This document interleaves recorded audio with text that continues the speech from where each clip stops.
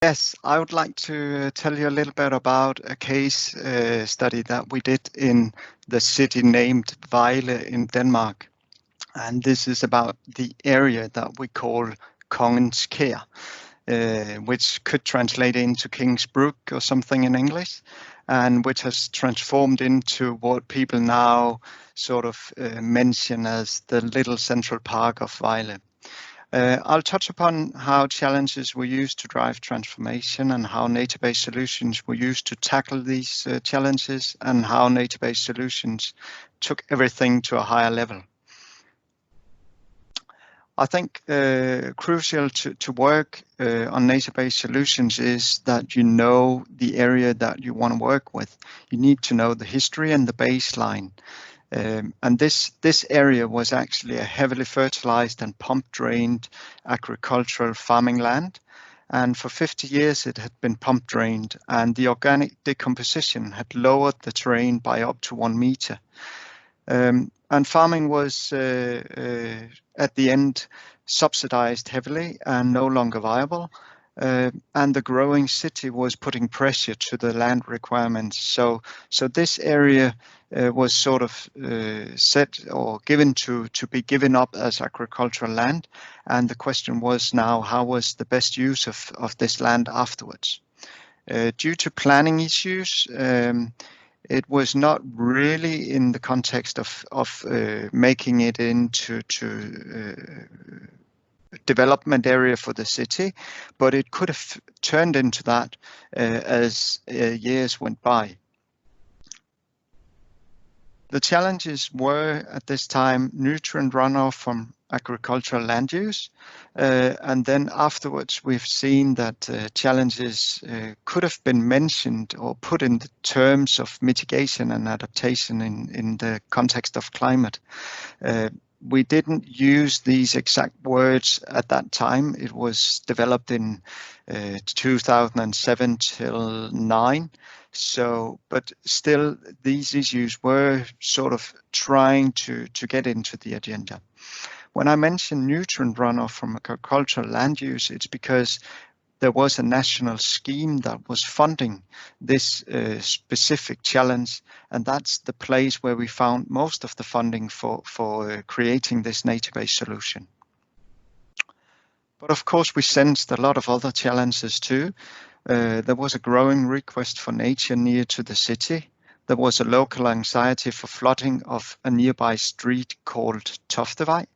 And there was a growing need for local recreation in natural surroundings for all the neighbors and the citizens. So all these many interests, they called for focusing and making the most out of the possibilities without compromising too much. We found within the process that it was very difficult to include all the ideas and wishes from the citizens, politicians, and so on. So we needed to focus a little bit and say that to be honest and fulfilling of the ideas that we needed to touch upon, we had to skip others. And we decided to work with nature-based solutions to tackle as many as possible of these challenges. And first of all, of course, we needed to tackle the local anxiety for the flooding, because it was very hard for the neighbors at the nearby street to understand how we could include more water in an area, and that would lead to less flooding. So a lot of knowledge sharing, listening to the citizens, basically a lot of coffee drinking was needed to talk to these neighbors and to get into a mutual understanding on how we could develop this area and thereby protect them from flooding and still fulfill the challenges that we needed to address. And we realized we had to make a broader facilitation of citizens' involvement into the project. So we established an advisory group containing NGOs, neighbors, technical advisors, and so on. And a lot of issues came up within this group. All the neighbors, they were sort of interested in how could we make an area that we talked about becoming a very popular recreational area, and make sure that all these people were not walking in their backyards. They had been living sort of quietly with no people there. So we needed to address this when we built the recreational facilities. Another thing was the NGOs protecting wildlife. They wanted to make sure that all the people wanting to go there afterwards, they didn't damage or make it worse for the biodiversity in the area. Then as well, the flooding issue. Quite some other challenges around biodiversity and focus points. Like we knew the area because we knew the history and the former use of the area would be inhabited by gulls, and we needed to be open about that and let them know that gulls would probably inhabit the area, mainly because we know that a lot of people say they want birds, but gulls and doves are not included in those for some reason. So, you know, gulls might be the bird that people tend to ignore or hate. There were threatened species within the area we need to take care of, and so on. We also used the advisory group as a communication link to the neighbors and the nearby living people and the citizens in general. And we used this group to actually make the citizens' involvement active, and we worked a lot around a model of working from information to involvement, knowing that if we only inform the citizens, they will not have a lot of control on the project. But if we involve them in an honest and truly way, they will be able to actually make changes and see their opinions reflected in the final project. And we found that afterwards very useful and very important to build a project like this, because you build nature-based solutions often in cities with a lot of users and a lot of neighbors. Here's some pictures of the recreational facilities and the area while it was developed and turned into, as you can see, not direct agricultural land with harvest and so on, but we kept grazers in the area afterwards to keep the vegetation low, to induce more biodiversity. Afterwards, we found that indicators of the effectiveness of nature-based solutions is very important to actually build on this case to other cases.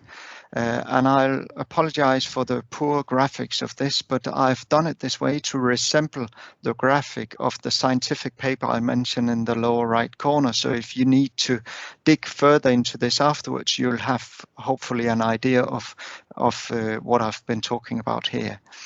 But on the top left corner, you have the integrated environmental performance. And that's an indicator, of course, that you need to address. And for our reason, it was nutrient removal, because that's where we got the funding. But afterwards, it's also CO2 reduction from the stopping of the organic decomposition. And the city, as has been mentioned today already, is prone to flooding. So flood protection was also of interest. We've realized afterwards that more than 200 bird species, different bird species, have been encountered in the area. But we have also seen that ecosystem disservice could be an issue that you should address beforehand. And luckily we did, as I mentioned with the gulls, because they became an issue for the neighbors afterwards, because they think the gulls are dirty and noisy. So luckily we had been addressing it, and we were sort of in the dialogue to handle the issue afterwards as well. And that way we could lower the resistance to the project. On the top right corner, you see another indicator that is very important for a city, which is the health and well-being of the citizens. And we've seen in this area that more than 400 visitors are seen in the area per day, and bird watchers are walking there, relaxing for mental healthness and so on, and joggers are using it for exercise. We see as well another indicator, the citizens' involvement. We had developed the advisory group and the neighbors, an NGO involvement, and by that way we hindered the what do you call it, obstacle against the project development. Instead, we got sort of followers that would help us develop the area in the right way. And then, of course, there is the last indicator, which is very important for the city, because this should be a showcase for even more projects, hopefully, to come. So the transferability and the monitoring of the thing in a citizen or in a city context. And we did poor in this because we didn't focus on it once we started the project. So we didn't have focus on it. But we've seen that the result has proven its worth because new projects are emerging. We have quite some more projects of nature-based solutions emerging these times. And they basically are all focusing at this time on social cohesion, on flood protection, and on greening the city. And I don't know, we're sort of short on time, but another one could be the knowledge gaps that we need to include, and I'll not walk through all of these, but just say that one of them is the design on nature-based solutions on the lower right corner. How can you gain knowledge, which has been touched upon in the former speaker sessions today? How can you gain the knowledge and use the knowledge of architects and engineers in informing the nature-based solutions? But I'll raise a hand for also including the biologists, as this is really nature-based solutions. So the best way to understand how nature can tackle and deliver service to the city is actually to include the biologist and walk away from the gray is the norm to maybe the green is the new gray.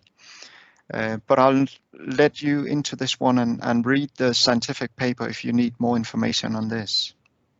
Yes, I think that'll be my words. Wonderful, Boris. Thank you so much. It's a super case study that you shared. And I love the way that you were showing the value of moving from information to involvement to engage groups in the process. And you achieved impressive results there, including transferability to new NBS projects. And I think a lot of the indicators you presented are interestingly aligned very much so to the new EU Green Deal, which is coming forward. So I'm sure everybody else was very inspired by the presentation from Boris. Can you raise your hands or put some questions in the chat?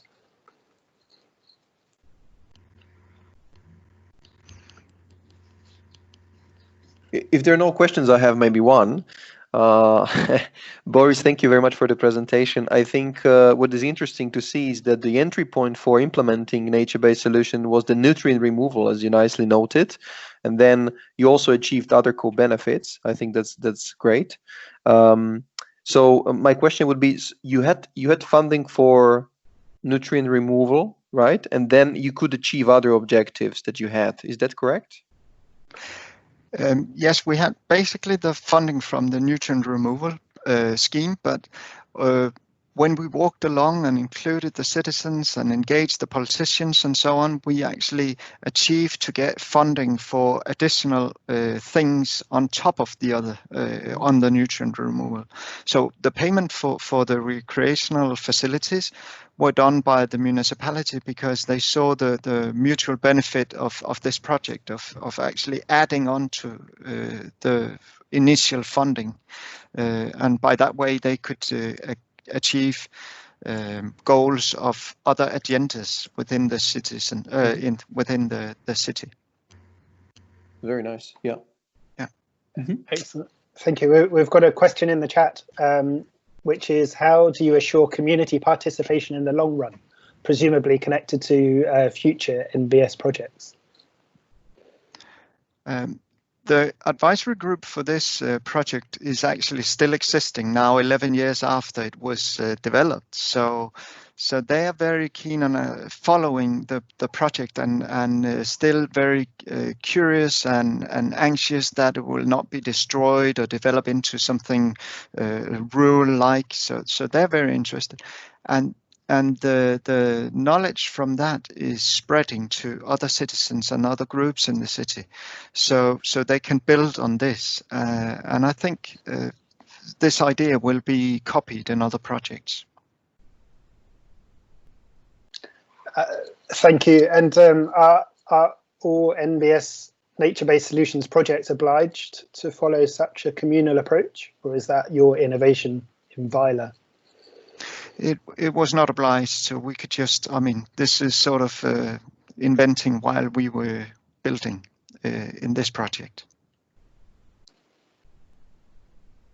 And I think it's a valuable aspect of your case study, of your project, that it's so close to other developments and other projects in Vejle, and that it's having an impact on those developments and helping to make them greener. Can you say a little bit about that process and the results there? We are developing a nearby new city district, actually, with around 3,000 housing entities, I think, just now.